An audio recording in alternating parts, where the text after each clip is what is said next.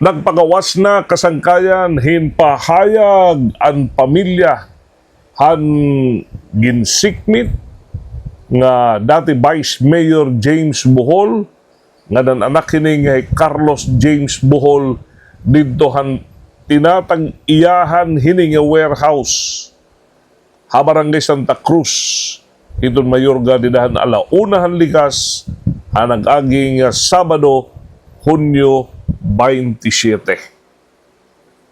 Ang pahayag itong pamilya nagsusumat nga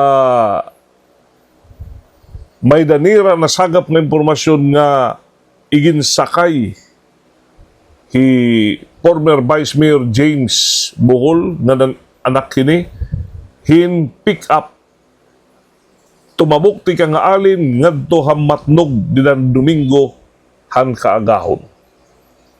Sanglit ini igin sumat ang pamilya dinan ira igin pagawas nga pahayag. Dungan ang pagnanawagan ha publiko nga ng mga tinubyanan ng balaod buligan hira nga dara balik nga duha ira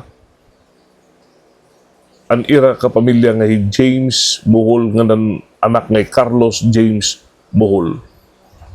Nangangaro himbulig itong pamilya. PNP waray pahayag hasta nga dayana.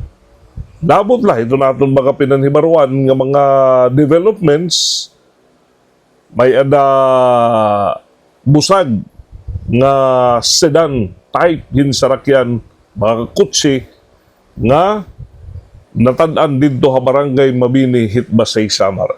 May mga pagtahap nga amo ini ang ginsakyan ang tutulong ng mga kidnappers. Upod handuhan nila nga biktima tikang dito ang warehouse sa Barangay Santa Cruz. Binayaan dito Barangay Mabini Hanbasay ngan ang impormasyon itong pamilya Bohol didahan Domingo ang kagahon igintabok ang magtalaamay gamit luwat inusa nga pick up tika nga alin ngadto matnog Sorsogon. Ini kasangkayan in pwede pag-ulukip-ukipon ng pag-alin susunuron hapanig itong mga tinubyanan ng balaod. Nagpapakian na kita kung ano na itong ira investigasyon ng kutob diin itong ira mga impormasyon nga nasasagap.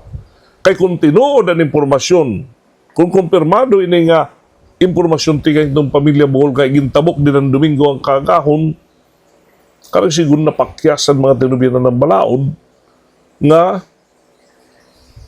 mabantayan ang mga entry ng mga exit point sa naton region kay may natabo din nga kidnapping partikular dito habong to hidon Mayorga.